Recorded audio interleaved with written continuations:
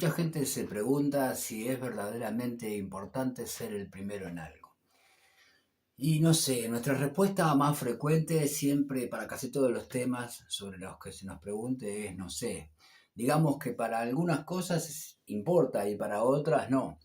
De todas maneras reconocemos que en materia artística ser pionero muchas veces en alguna disciplina implica un modo de aportar algo valioso para la evolución posterior del terreno en el que se esté incursionando. Digamos que a veces ser innovador no es un mérito en sí mismo, pero abre las puertas para futuras maneras de ir transformando y haciendo evolucionar cualquier disciplina artística. Hoy vamos a hablar del infante Juan Manuel, Juanma para los amigos, al que podríamos considerar el primer cuentista de nuestra lengua. Pero como sabemos que las introducciones muchas veces son necesarias, hagámoslo, porque ponerse a hablar así de buenas a primeras de Juan Manuel no está bien. Siempre hay que precalentar el horno o poner las patitas en el mar antes del chapuzón o cualquier otra metáfora que a usted se le ocurra va a ser mejor que las que yo empleé. El cuento, como tal, tiene una larga tradición en la historia de las civilizaciones, ¿no? En todas estuvo presente y como la oralidad precede a la escritura, es anterior a la escritura, el cuento oral, el cuento folclórico, ese que se transmite de generación en generación, sobrevivió, se expandió, se transformó y como era inevitable, pero muy tardíamente, fueron pasados a la escritura. Y al pasarse a la escritura, o sea, una vez que se tiene conciencia literaria y se sabe que el hecho de que va a ser escrito implica que va a quedar fijado de esa manera, el autor en una angustiosa selección de palabras, tal palabra sí, tal otra no, tal frase sí, tal frase no, en ese proceso, decíamos, de riguroso y arduo trabajo, el autor de cuentos se parece en eso bastante al poeta.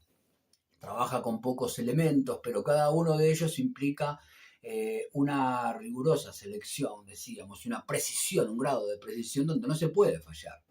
Cualquiera puede intentar, por ejemplo, yo qué sé, ser poeta, pero muchos se quedan nada más que en versificadores. Y lo mismo pasa con el cuento, está lleno de gente que quiere contar historias, eh, pero son muy pocos los que logran la calidad o la calificación de cuentista. No me gusta la palabra cuentista, pero es la que encuentro.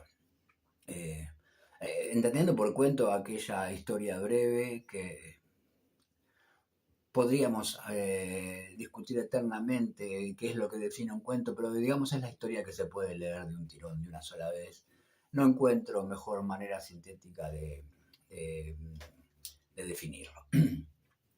Cuando en el Uruguay se dispuso que en los planes educativos se denominara literatura o lengua y literatura a la asignatura que iniciaba a los adolescentes en el estudio de una forma artística, se creo, entre otras cosas, que era un modo de promover la lectura, de ir sensibilizando a nuevos lectores, y se lo hizo a través del estudio, se seleccionó una serie de obras de autores clásicos. Pongámosles que eso más o menos funcionó. No importa si funcionó o no, tengo mis discrepancias con eso, pero creo que no es casualidad que en los cursos de literatura se empiece siempre por el cuento y generalmente en los cursos de tercero se empieza por Horacio Quiroga. En realidad quizá hubiera sido más justo, o por lo menos hacer una mención, empezar por Juan Manuel, o por lo menos haciendo referencia a quién fue el primer autor de cuentos de nuestra lengua. Para nosotros, que somos los hablantes de, la- de una de las variantes derivadas del latín, que hablamos la lengua que se hablaba en Castilla. El castellano, acá cabe hacer una aclaración, yo me niego a llamarle español, yo sé que soy de los pocos que me niego, estoy en esa postura y estoy solo como en cantidad de otras cosas, porque España tiene varias lenguas, tiene el euskera, que es la lengua que habla el País Vasco, ¿verdad? Tiene el catalán, tiene el gallego, y el castellano es solo una de ellas. Si bien es cierto que es la más hablada, quizá la más prestigiosa, Pero nosotros hablamos esa variante de la lengua derivada del latín, decíamos la que se hablaba en determinada región de la península ibérica. Pero bueno, hay otras razones que ahora no tengo ganas de explicar ni de meterme en tan intrincado asunto, porque los que me conocen bien saben que yo estoy para la fácil, que no estoy para la chiquita, ni para asuntos intrincados, escabrosos, complejos, problemáticos y que dan trabajo. Hay una idea a esta altura que ya no sé quién la expresó, que dice que quien no ha reflexionado sobre la lengua no ha reflexionado en absoluto. Esa frase bien que podía haber sido mía. Pero siempre me pasa lo mismo, que las frases, las ideas, los pensamientos y las ocurrencias inteligentes se le ocurren justamente a otro y no a mí. Y cuando se me ocurren a mí, otro me ganó de mano y lo expresó antes y mucho mejor que yo. Y esto viene a cuento porque nos referiremos, como ya dijimos, a quien fuera nuestro primer cuentista. Claro que ni bien el castellano se empezó a hablar como lengua derivada del latín, ya circulaban a través de la oralidad los cuentos folclóricos que andaban por toda Europa en boca de todo tipo de población, de la población culta, de la iletrada, en fin. Esos cuentos populares que tenían una gran circularidad provenían de otras culturas, ¿no?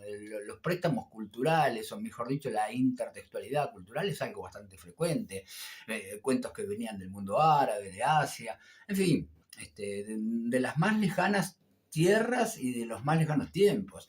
Pero tuvo que haber alguien con nombre y apellido que se le haya ocurrido escribirlo, es decir, pasarlo al castellano, pasarlo a la escritura. Y ya así, con eso, transformarse en nuestro primer cuentista literario. Cabe aclarar entonces que el mérito de Juan Manuel no está en la original de la historia, porque las historias que cuenta no son historias suyas, no son producto de su imaginación, pero sí son de él algunos de sus procedimientos que transformaran al cuento en lengua castellana oral a el cuento literario escrito. Ese infante, Juan Manuel, que no tenía nombre, pues, no tenía apellido, pero sí tenía dos nombres, sí, tenía apellido, pero no importa. Es mejor que lo conozcamos por el infante Juan Manuel, porque así se lo conoce además. Así que lo primero es lo primero y por lo tanto vaya el saludo para todos los Juan Manuel o Juanes Manueles o como quiera que se diga el conjunto de personas llamadas Juan Manuel. Estoy pensando si tengo amigos llamados Juan Manuel y no tengo.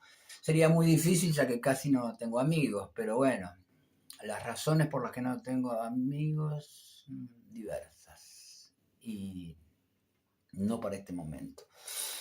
Ante la ausencia de Juan Manueles en mi vida, saludamos a las madres, los padres, las tías, las sobrinas, los hermanos, las hermanas de todos los Juan Manuel que hay en el mundo.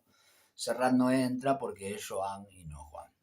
Juan Manuel vivió en la Edad Media, lo ubicamos en los siglos XIII, XIV, nació en el año 1282 y murió en el 1348, y era sobrino del famoso rey Alfonso el Sabio. Su abuelo fue el rey Fernando III. El primero, Fernando I, es Morena. Todo el mundo sabe que nuestro Fernando Morena es el primero de los Fernandos. Este chiste que es para tres personas se puede obviar y extirpar de esta conversación. El rey Fernando ese fue el que ordenó que los documentos oficiales del Reino de Castilla se empezaron a redactar en la lengua que se hablaba, o sea que de alguna manera es el que impone la lengua castellana para los documentos públicos. Juan Manuel se crió en esa corte de Alfonso el Sabio, decíamos, pero todo hace suponer que conoció otros mundos, o sea, no se quedó en ser un simple cortesano. Pertenecía por nacimiento a la nobleza, pero parece que le gustaba venir a chapalear también al barro de la plebe, al de nosotros, al de los proletas. Tal como corresponde a su época y a su clase social, tuvo una formación integral, ¿verdad? En la casa, en la esgrima, en teología, en latín, en letras, en derecho. O sea, tuvo además una vida política intensa y agitada, propia de algunos nobles de la época, ¿verdad? Y una vida amorosa que también parece haber sido intensa y agitada. Se casó 3 veces, las primeras 2 quedó viudo, Y cuentan que la tercera esposa, bueno, cuentan y lo suponemos nosotros, vivía con el Jesús en la boca. Pero no estamos acá para hablar de los hijos, las esposas, ni de la vida política de Juan Manuel. No tiene nada que ver con esta charla y además nos dijeron algo de no sé qué, que la paja en el ojo ajeno y la viga en el propio, o al revés, o yo qué sé. Entonces nos remitiremos a lo que nos importa, es que un día, ya medio cansado de tanto ajetreo mundano, se retiró para dedicarse a su más querida afición, o sea, a la literatura. ¿Cómo lo entendemos a Juan Manuel? ¿Y cómo seguiríamos sus pasos y dedicarnos exclusivamente a la literatura si no fuera porque tenemos que atender otras ocupaciones? Y además, pues no tenemos ni castillos, ni riquezas, ni condiciones más o menos parecidas a las que tuvo el Juanma. Una parte de su obra se perdió, lamentablemente, o no lamentablemente, yo qué sé, no importa, capaz que no era tan bueno lo que se perdió, pero por suerte otra se conservó y en ellas se notan diversas preocupaciones. Libros de contenido político escribió Juan Manuel sobre el Estado ideal, sobre el Estado me refiero al gobierno, sobre el tipo de gobierno ideal, sobre la casa con Z, no libros sobre el mantenimiento del hogar y esas cosas. Pero el lugar destacado en la obra de Juan Manuel lo tiene el famoso libro de los ejemplos del conde Lucanor. Así se llama el libro que nos importa a nosotros, donde aparecen los cuentos a los que hacíamos referencia. Es un conjunto de 51 cuentos con intención moralizante, o sea, con moraleja, o sea, con intención didáctica, o sea, bueno, me cansé de decir o sea, en síntesis, cuentos que dejan enseñanzas. Era una de las finalidades que tenía Juan Manuel el contar un cuento. El libro de Patroño, como también se lo conoce, ahora veremos por qué, es de más o menos 1335 y uno de los méritos, además de haber sabido seleccionar las historias que iba a contar, obviamente está en saber contarlas por escrito, y eso lo hace transformarse en el primer recopilador europeo a la que le siguieron obras de criterios similares.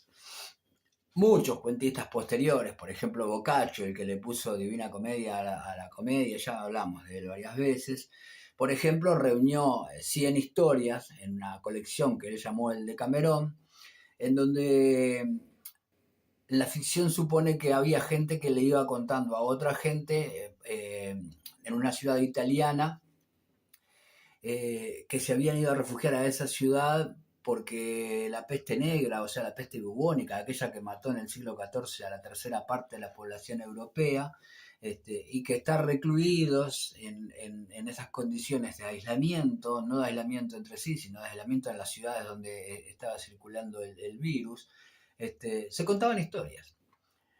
Hoy estarían con tapabocas consumiendo historias también, pero a través de otros medios como Netflix u otras plataformas, o ensimismados ahí con el celular mirando quién sabe qué contenidos. Ojalá que fuera con contenidos como este, así tan elevados. Pero Boccaccio escribió el Decamerón cuando Juan Manuel ya se moría, o sea que es bastante posterior. Y cuando también ya se moría Juan Manuel, Geoffrey Chaucer, Godofredo Chaucer, hizo algo similar a nuestro infante y reunió una serie de relatos, de los que solamente quedaron 24, aunque parece que su plan era escribir 120 cuentos. Esos relatos es en los que unos peregrinos se iban contando a otros mientras iban en peregrinaje, valga la redundancia, al santuario catedral de Canterbury. Los cuentos de Canterbury se les conoce así. Hoy Canterbury es un patrimonio mundial de la humanidad, reconocido por la UNESCO. Aunque, dicho sea de paso, la UNESCO está en un plan de reconocer Patrimonio Mundial de la Humanidad. Todo dentro de poco la cancha de Huracán del Paso de la Arena va a ser Patrimonio Mundial de la Humanidad. Así que, señores, señoras, vayan desconfiando un poco de todo lo que la UNESCO determina como patrimonio mundial. Vayan desconfiando de la UNESCO, de la OMS, de la ONU, de la OEA, de Oca, del SMI. ¿Sigo? No, está bien. Con otro criterio unificador también se recopilaron, por ejemplo, las Mil y una Noches, pero eso fue bastante después, en el siglo XIX. Y así, también los editores y los escritores actuales muchas veces quieren presentar como un factor común algo que es naturalmente diverso. Por ejemplo, tienen varios cuentos, pero los agrupan con algún criterio unificador. Así, por ejemplo, están los cuentos de amor, de locura y de muerte de Horacio Quiroga. Ya lo hemos mencionado hoy, ¿no? Que Horacio Quiroga de amor, de locura y de muerte sabía bastante. O los cuentos de la selva, que de la selva también sabía bastante Quiroga, más que Tarzán. Pero el papá de este recurso, de unificar historias diferentes, al menos en la lengua castellana, fue el infante Juan Manuel. Veremos cómo lo hizo, porque está buenísimo saberlo. El saber no ocupa lugar. Sí se necesita un poco de dedicación, de curiosidad, de tiempo, mercaderías poco abundantes en el mercado actual. El esquema funciona así. Hay un joven noble, un conde, llamado Lucanor, así que si usted está pensando ponerle un nombre a su hijo o sugerirle el nombre para un recién nacido, Lucanor es un buen nombre, pero va a tener el problema que le van a decir Luca, así que le ponen Luca y chao. Eh, este conde Lucanor tenía un consejero veterano llamado Patronio. Lucanor lo consulta siempre sobre un tema que lo perturba o sobre algo que tiene que decidir. Y su consejero Patronio lo hace poniéndole un ejemplo, o sea, un cuento. El cuento cumple así la función de enseñar, de ilustrar a través del ejemplo, que es algo que ya es anterior a Juan Manuel, es lo que hacía Jesús con sus discípulos. Muchas veces enseñaba a través de parábolas, de ejemplos breves, de pequeños relatos, de cuentitos, de cuentos. Eh, Incluso hay una vieja parábola de origen y autor desconocido que se puede tomar como un modelo para reconocer el valor que tiene la historia llamada cuento cuando se pretende enseñar a través de ella. Porque contar y saber lo que contar en el momento que amerita contar es lo que podríamos llamar un acto de sabiduría. La parábola anónima dice así. Una vez llegaron 5 viajeros a las puertas del cielo. ¿Quiénes sois?, preguntó el guardián. Yo soy la religión, dijo el primero. Yo la juventud. Yo soy la comprensión, dijo otro. Yo soy la inteligencia. Y el último dijo, yo soy la sabiduría. Entonces el guardián del cielo pidió a los viajeros que se identificaran. La religión se arrodilló y rezó. La juventud rió y cantó. La comprensión se sentó y escuchó. La inteligencia analizó y opinó. Y por último, la sabiduría contó un cuento. El ya mencionado Horacio Quiroga, amigo de esta casa, el peruano Juan Ramón Ribeiro y tantos otros, se animaron a dar consejos. Me prometí nunca más decir tips. Y escribieron decálogos para escribir cuentos. De hecho, sea de paso, Julio Ramón Rivero, anótemelo como que el autor de un cuento que se llama Los gallinacios sin alas, que es uno de los mejores finales de cuentos de la historia de la literatura. Bueno, escribir un cuento logrado o un poema ya se sabe, es un secreto, no se puede saber, es como la fórmula de la Coca-Cola, que a partir de hoy forma parte de nuestra lista de auspiciantes y nos regala semanalmente una chiquita de esas que se toma de un buche.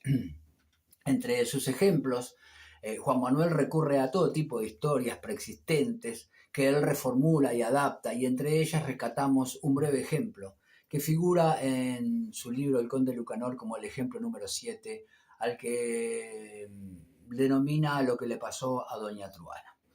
El origen de este cuento se remonta a una fábula oriental muy vieja que ya figura en el Panchatrartra y fue popularizado después por Esopo en Grecia, y es la que se le conoce como el cuento de la lechera. Pero así la cuenta Juan Manuel, en su ejemplo 7 del Conde de Lucanor. Lo que le pasó a una mujer que se llamaba Doña Truana. Otra vez, dice, estaba hablando el conde Lucanor y Patronio, ¿no? El conde y su consejero, y dice, Patronio, un hombre me ha propuesto una cosa y también me ha dicho la forma de conseguirla. Los aseguro que tiene tantas ventajas que si con la ayuda de Dios pudiera salir bien me sería de gran utilidad y provecho, o sea, me sería de mi conveniencia. Pues los beneficios se ligan unos a otros de tal forma que al final serán muy grandes. Entonces le contó a Patronio cuanto él sabía. Al oír Patronio, le contestó el conde, señor conde Lucanor, siempre oí decir que el prudente se atiene a las realidades y desdeña las fantasías, pues muchas veces quienes viven de ellas les suele ocurrir lo que a doña Truana.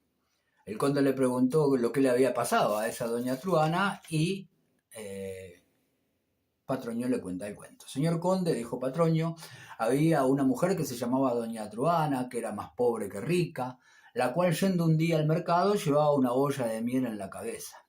Mientras iba por el camino empezó a pensar que vendería la miel y que con lo que le diesen por la miel compraría una partida de huevos y de esos huevos nacerían gallinas y que luego con el dinero que le diesen por las gallinas compraría ovejas y así fue comprando y vendiendo siempre con ganancias hasta que se vio más rica que ninguna de sus vecinas. Luego pensó que siendo tan rica podría casar bien a sus hijas e hijos y que iría acompañada por la calle de yernos y de nueras y pensó también que todos comentarían su buena suerte, pues había llegado a tener tantos bienes, aunque había nacido muy pobre. Así, pensando en esto, comenzó a reír con mucha alegría por su buena suerte y riéndose y una palmada en la frente. Y la olla cayó al suelo y se rompió en 1000 pedazos. Doña Truano, cuando vio la olla y la miel esparcida por el suelo, empezó a llorar y a lamentarse muy amargamente porque había perdido todas las riquezas que esperaba obtener de la olla si no se hubiera roto. Así, porque puso toda su confianza en fantasías, no pudo hacer nada de lo que esperaba y deseaba tanto. Vos, señor conde, si queréis que lo que os dicen y lo que pensáis sea en realidad algún día, procurad siempre que se trate de cosas razonables y no de fantasías o imaginaciones dudosas y vanas.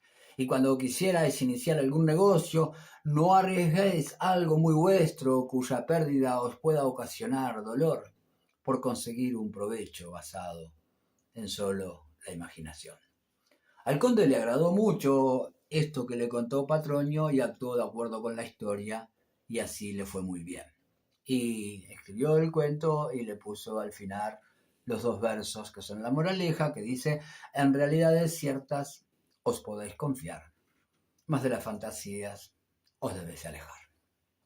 Hoy, en estos tiempos de ambiciones desmedidas, que muchas veces son las que engendran conductas como la mezquindad y el egoísmo, no está mal que recordemos al ejemplo de doña Truana que Patronio le puso a Juan Manuel. Y tampoco está mal que reconozcamos a Juan Manuel como el iniciador de una estirpe de cuentistas con la que tanto hemos aprendido de literatura, de la buena, de esa que nos entretiene, nos invita a la reflexión y cuando ocurre un milagro muchas veces nos emociona. Por suerte son muchos los cuentos que tienen esa triple condición de agradar, de invitarnos a pensar y de conmovernos.